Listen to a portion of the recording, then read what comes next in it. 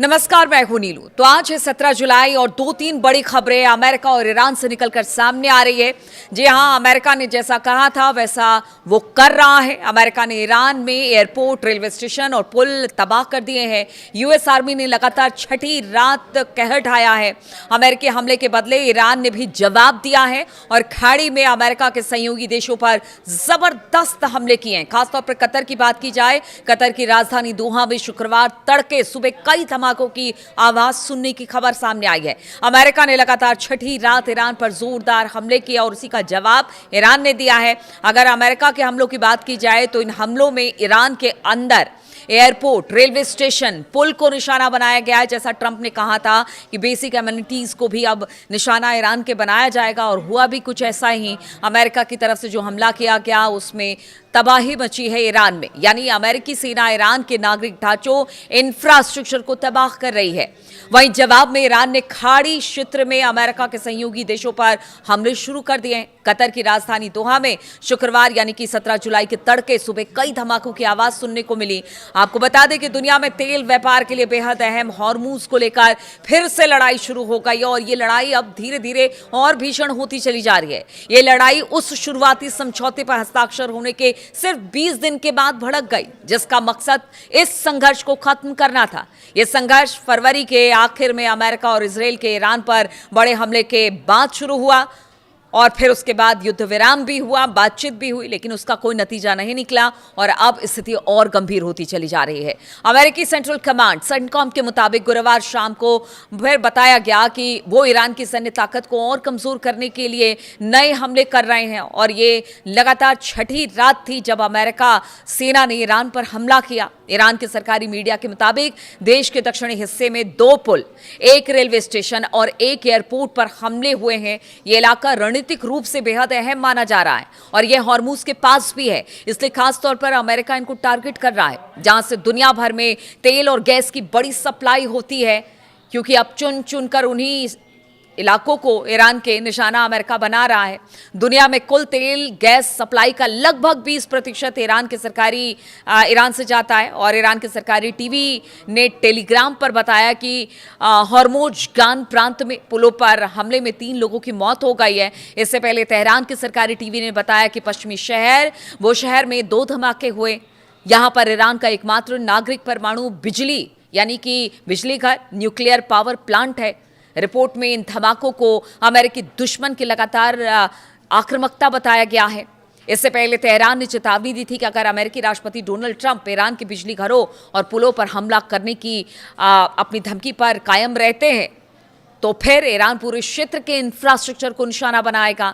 हालांकि white house ने कहा है कि ट्रंप अब भी बातचीत के लिए तैयार है। आप सोचिए कि इतने भीषण हमले ट्रंप कर रहे हैं, अब तो उनके पुलों को उड़ाया जा रहा है, सड़कों को उड़ाया जा रहा है, बिजली घरों को उड़ाया जा रहा है। ऐसे में आप सोचिए कि कहीं ग्राउंड ऑपरेशन की तैयारी तो नहीं है ईरान में। इस तरह की खबरें सामने आ रही है, इसलिए बेसिक इंफ्रास्ट्रक्चर को ईरान के निशाना बना रहा है अमेरिका।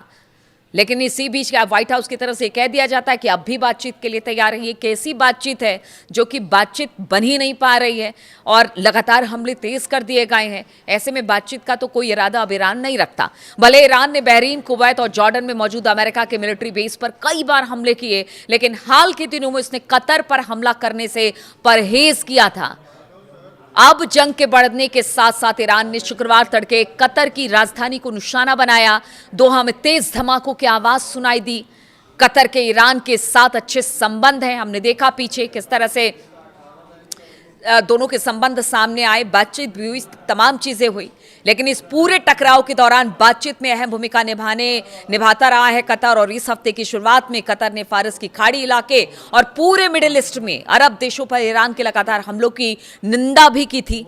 लेकिन अब स्ट्रेट ऑफ हॉर्मूज में को लेकर जिस तरह से बवाल मचा हुआ है, उसके बाद तो अब ईरान ने कहा कि इस क्षेत्रीय लड़ाई को और आगे बढ़ाया जाएगा और अब वो लड़ाई कहां तक जाएगी इसको लेकर सभी चिंतित हैं। स्ट्रेट ऑफ हॉर्मूज में जहाजों की आवाजाही पर रोक लगाने के बाद ईरान अब दुनिया की अर्थव्यवस्थाओं को हिला देने वाले सबसे खतरनाक मोहरे को अब आगे करने की तैयारी में जुट गया है, क्योंकि उसने पहले ही कह दिया था अमेरिका को कि अगर अमेरिका ने उसके बेसिक इंफ्रास्ट्रक्चर पर हमला किया तो अभी तो सिर्फ स्ट्रेट ऑफ हॉर्मूज बंद है, उसके बाद आप देखिए एक और रास्ता यमन की तरफ उसे भी बंद कर दिया जाएगा और ये तुरुप का पत्ता कहलाएगा जो कि अमेरिका और डोनाल्ड ट्रंप पर नकील कसने का काम करेगा। अमेरिका के साथ जारी संघर्ष के बीच तेहरान ने यमन के हुती विद्रोहियों के जरिए लाल सागर के सबसे अहम बाब अल मंदेब समुद्री मार्ग पर पूरी तरह से बंद करने की चेतावनी दे दी है। अगर ऐसा होता है तो दुनिया के 2 सबसे बड़े ऊर्जा गलियारे एक साथ ठप हो जाएंगे और वैश्विक स्तर पर तेल की कीमतें $200 प्रति बैरल तक पहुंच जाएगी और इसी को लेकर पूरी दुनिया हिली हुई है कि अब क्या होगा। और अगर आप सोचिए कि अगर इन दोनों मार्गों को बंद कर दिया जाता है, अगर जितने भी समुद्री जहाज हैं वो अफ्रीका होकर आएंगे तो समय भी ज्यादा लगेगा, पैसे भी ज्यादा लगेंगे। इसको कैसे आखिर जो तमाम देश है दुनिया भर के उसको कैसे बेयर कर पाएंगी और कैसे अपने ग्राहकों तक तेल और गैस पहुंचा पाएंगी, या अर्थव्यवस्था को चलाने के लिए जो इसका इस्तेमाल होता है कैसे कर पाएंगे। ईरान में अमेरिका के बढ़ते हमलों और हुती विद्रोहियों के आक्रामक रुख के बीच विश्लेषकों का मानना है कि तेहरान अब जंग का दायरा खाड़ी से बाहर फैला रहा है और इसका सीधा मकसद वॉशिंगटन पर आर्थिक दबाव बनाना और अंतर्राष्ट्रीय व्यापार को ठप करना है। ईरान के प्रेस टीवी के अनुसार यमन के एक वरिष्ठ अधिकारी ने साफ लहजों में कहा कि अगर सऊदी अरब ने यमन पर हमले जारी रखे तो यमन का जो वहां पर काम कर रहा सशस्त्र बल है वो बाब अल मंदेब को पूरी तरह से सील कर देगा। उन्होंने ये भी कहा कि वॉशिंगटन सऊदी अरब को यमन पर हमला करने के लिए भड़का रहा है, लेकिन ये चाल अमेरिका के खुद के हित में नहीं होगी। हमने देखा था कि हॉर्मूज को लेकर किस तरह से रुख अख्तियार किया था अमेरिका ने, आज उसकी गले की फांस और गले की हड्डी बन गया है हॉर्मूज। अब उसी को लेकर लड़ाई अमेरिका कर रहा है और इसी को लेकर ईरान चेता रहा है कि अगर बाब अल मंदेब बंद होता है तो फिर आप समझिए कि किस तरह से यह अमेरिकी हित में भी नहीं होगा। अगर रॉयटर्स की माने तो रॉयटर्स के विशेषज्ञों के हवाले से कहा कि अगर हॉर्मूज ईरान का सबसे बड़ा रणनीतिक हथियार है तो बाब अल मंदेब उसकी आखिरी और सबसे असरदार रिजर्व कार्ड है, और अगर इसे ईरान ने खेल दिया तो आप सोचिए कि सिर्फ अमेरिका ही नहीं बल्कि पूरी दुनिया इससे हिल जाएगी। और इसी बात का डर है, जो अभी बीच में शांति वार्ता हुई थी उससे जो क्रूड ऑयल के प्राइसेस से वो गिर गए थे तो लोगों ने राहत की सांस ली थी, पूरी दुनिया ने राहत की सांस ली थी। लेकिन एक बार फिर से जब ऐलान ट्रंप ने कर दिया कि हमला ईरान पर होगा, आप देखिए फिर से जो क्रूड ऑयल है उसके प्राइसेस बढ़ जाएंगे। और अगर बाब अल मंदेब को बंद कर दिया जाता है तो बताया जा रहा है कि क्रूड ऑयल के प्राइसेस 200 तक पहुंच जाएगी। अब देखिए, हाल ही में ईरान के एक अखबार ने, दूसरी बड़ी खबर अब मैं आपको बता रही हूं, हाल ही में ईरान के एक अखबार ने ईरान के किल लिस्ट की सूची प्रकाशित की है।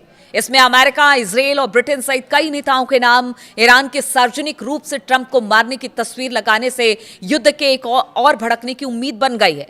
यानी कि हिट लिस्ट में ईरान क्या ट्रंप है ये तो पहले से पता था, लेकिन इजराइल और ब्रिटेन के भी बहुत सारे नेता हैं जो इस हिट लिस्ट में शामिल हैं।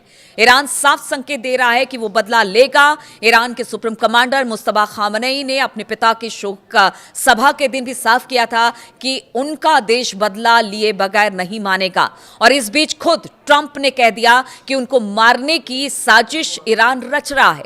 अब मध्य तेहरान के एंगेलाब स्क्वायर में एक बहुत बड़ा बिलबोर्ड लगाया गया है। बिलबोर्ड में अमेरिकी राष्ट्रपति को ताबूत में लेटे हुए दिखाया गया।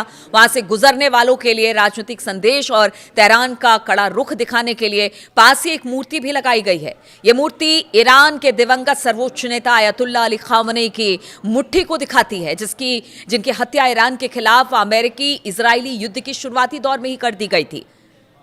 तो आप देखिए कि एक तरह से प्रेशर ईरान के लोगों की तरफ से भी है और कहा यह जा रहा है कि वहां की सरकार तो नहीं लेकिन IRGC पूरी तरह से तैयार है कि किसी भी तरह से हो अमेरिका से तो बदला लिया जाएगा।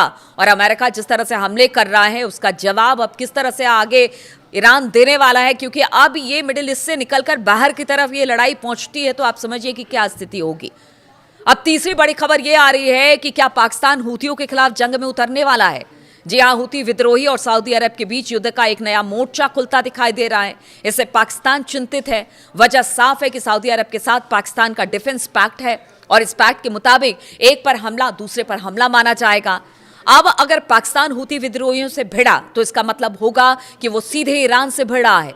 यही वजह है कि पाकिस्तान घबराया हुआ है। पाकिस्तान को समझ में नहीं आ रहा कि जिसकी मध्यस्थता के लिए वो बीच में पड़ा है अब उसी के खिलाफ, उसके प्रॉक्सीज के खिलाफ उसे खड़ा होना पड़ेगा। देखिए, पिछले महीने पाकिस्तान ने वॉशिंगटन और तेहरान के बीच में अंतरिम समझौता कराने में मदद की थी, बहुत कोशिश की थी, अभी भी कोशिश कर रहा है, लेकिन पिछले साल ही पाकिस्तान ने सऊदी अरब के साथ अपनी आपसी रक्षा समझौता किया और हजारों पाकिस्तानी सैनिकों के साथ लड़ाकू विमानों का एक स्क्वाड्रन भी सऊदी में तैनात कर दिया। अब बताया जा रहा है कि अगर सऊदी पर हुती हमला करता है तो फिर ये जो लड़ाके हैं, 8,000 के करीब लड़ाके पाकिस्तान के बताए जा रहे हैं, सैनिक बताए जा रहे हैं जो इस वक्त सऊदी में है, तो क्या अगर सऊदी अरब पर हमला होता है तो पाकिस्तान इसे अपना हमला मानकर अपने सैनिकों को आगे बढ़ाएगा? ये बहुत बड़ी खबर है। अभी तो देखिए पाकिस्तान रुका हुआ है, या सऊदी भी अपने एयर डिफेंस के जरिए इन हमलों को रोक रहा है, लेकिन जिस तरह से हमले लगातार बढ़ते चले जा रहे हैं और सना में बताया गया कि हुतियों ने कहा कि सना पे आप हमला करेंगे तो फिर आप पर भी हमला किया जाएगा।